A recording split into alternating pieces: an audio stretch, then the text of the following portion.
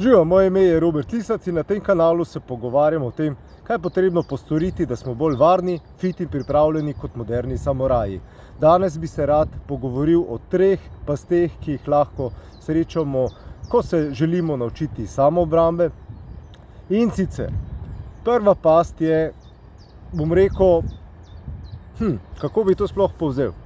V bistvu čisto enostavno. Rusi pogosto uporabljajo oziroma naj bi uporabljali v svoji vojaški doktrini filozofijo eskalacije za deeskalacijo. Torej, da najprej vržejo atomsko bombo, pa potem pogledajo, kaj je bilo.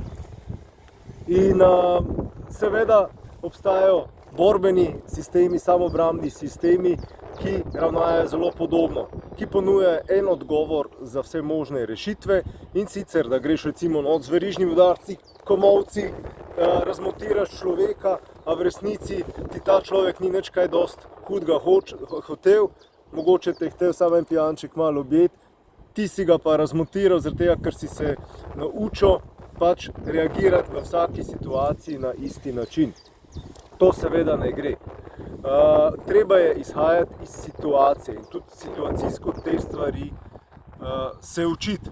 Seveda, krasno je, če se lahko naučimo eno tehniko ali pa eno serijo tehnik, ki jih lahko uporabimo v čim več različnih situacijah, ne moremo jih pa uporabiti v vseh situacijah in pomembno je, da znamo to svoje znanje dozirati, kar pa tudi je svojevrstni izziv, ko smo polni adrenalina in v kakšni situaciji, kjer se pojavi nasilje. Druga past, ki jo lahko srečujemo na področju borilnih veščin oziroma samoobrambe, je ta, da se te stvari učijo kot neke vrste koreografija, kjer se nasprotnik v bistvu sploh kaj dosti ne upira. To pomeni, naučimo se, zdaj si izmišljujem še iz klasičnih časov, ne vem, proti brci v glavo, nekaj takega, ali pa z druge strani, drug brcne, mi naredimo svojo tehniko, nekaj naredimo, se branimo in mislimo, da potem nekaj znamo. V resnici ne znamo nič, zaradi tega, ker se nasprotnik se ni upiral, pa jasno je bilo, kaj bo naredil. To pomeni, koreografije so mogoče za učenje super, ampak potem je potrebno preiti v stadij, kjer se nasprotnik aktivno upira, pa kjer na koncu konec koncev tudi ne vemo, kaj bo naredil. Torej, nasprotnik se mora na treningih na koncu, ko vadite te svoje samoobrambne tehnike, aktivno upirati, ker če se ne, potem je brez veze. Drug problem oziroma tretja past, ki jo srečujemo na področju samoobrambe, je ta, da se poučuje pogosto zelo nenaravne tehnike, ki v bistvu so zelo daleč od, bom rekel, nekega naravnega gibanja.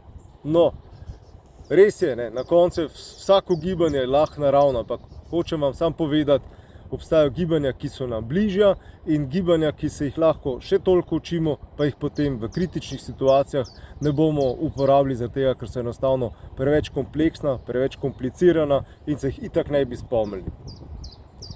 Torej, takoj ko vidite neke fancy gibe, ki sicer fenomenalno izgledajo, lahko kar posumite, da te zadeve verjetno v praksi sploh ne bojo delovale. Tako da, pogosto je tisto, kar izgleda v resnici grdo, je tisto ta grdo dosti bolj funkcionalno kot tiste ta fancy zadeve. To so bile te 3 glavne pasti, ki jih pogosto srečujemo na področju samoobrambe. Če želite izvedeti še kaj več, se prosim na YouTubeu naročite na moj kanal Moderni samuraj ali pa všečkate, sledite te zadeve na Facebooku. To je to, želim vam čudovit dan in se vidimo v naslednjem videu. Čau!